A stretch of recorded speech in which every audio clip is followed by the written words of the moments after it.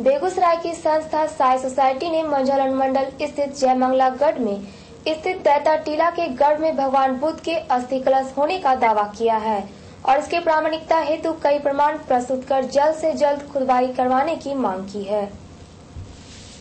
अलग से ही अपनी विशालता का परिचय करा रही इस टीला के गर्भ में ऐसी संभावनाएं छिपी हैं जिसके उद्भेदन होने से इस भूभाग तो क्या पूरा बेगूसराय राष्ट्रीय व अंतर्राष्ट्रीय फलक पर अपनी पहचान व विकास की गाथा लिखता दिखेगा। बेगूसराय की संस्था साई सोसाइटी के अध्यक्ष संजीव कुमार सिंह और सचिव आलोक कुमार ने प्रमाण के साथ संभावना जताई है कि कांवर झील के बगल अवस्थित दैता टीला के गर्भ में भगवान बुद्ध का अस्थि कलश दबा हो सकता है और अगर इसकी खुदाई करने पर यह सत्य साबित हुआ तो बेगूसराय भी बोध गया वो राजगीर की तर्ज पर बौद्धों का धर्म स्थल बन जाएगा और 16 देशों का तीर्थ स्थल के रूप में राष्ट्र भर में प्रसिद्ध हो जाएगा। साई सोसाइटी के सचिव ने इस बात के कई पुख्ता प्रमाण प्रस्तुत किए हैं। साल पहले 1898 ईस्वी में नेपाल के बॉर्डर पर पिपरवा नामक गांव में WC पेपे नाम के आर्कोलॉजिस्ट ने इसकी खुदाई करवाई थी और इसके नीचे से इसकी खुदाई करने के बाद इसके नीचे से ये 5 बर्तन मिले थे। इसी में से एक कलश के बीच में भगवान बुद्ध का अस्थि कलश रखा हुआ था जिसपे ये निकला था और इस पे ब्राह्मी लिपि में अंकित है कि यह किनका है और इसका क्या मतलब है।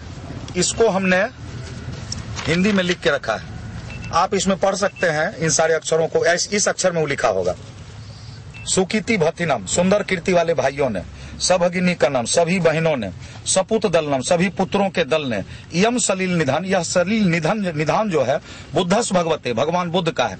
और ये लास्ट वर्ड वो लोग अपने कबीले के परिचय में जो जिस जाति के रहते थे तो वहां वाले में सकियनम मिला था, लेकिन यह बुल्लियों के स्तूप के रूप में चिन्हित हो रहा है, इसलिए यहाँ पे ये वर्ड लिखा होगा इस अक्षर में।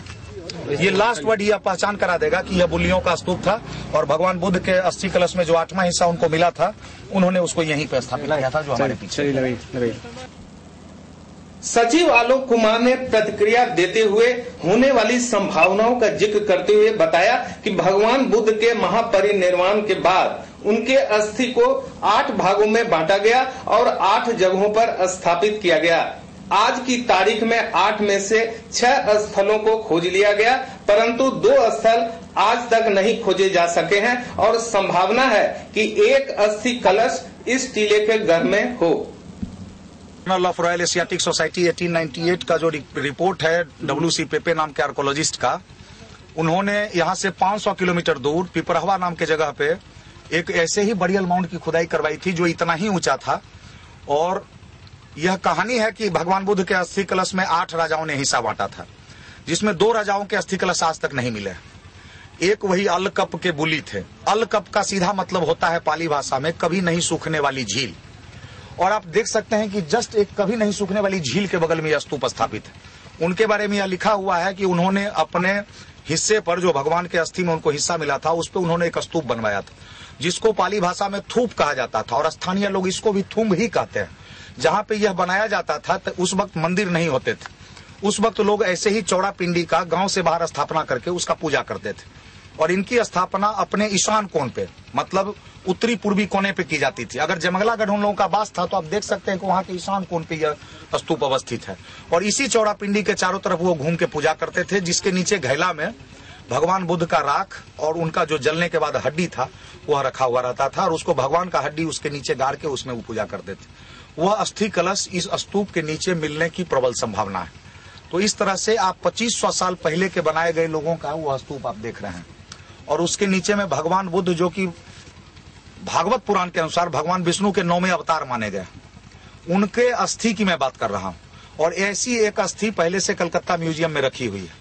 जब यहाँ पे एक्सकेवेशन होगा तो पहले तो ब्राह्मी लिपि में वह खुद ही बता देगा अस्थि कलश कि यह किनका अस्थि है और किस जाति के लोगों ने इसको यहाँ स्थापित किया था और क्या क्या आधार सामने आए, जैसे कांवर झील हुआ, ये स्तूप हुआ। तो अलकप का मतलब होता है कभी नहीं सूखने वाली झील और वहां रहने वाली जाति का नाम बुल्ली था।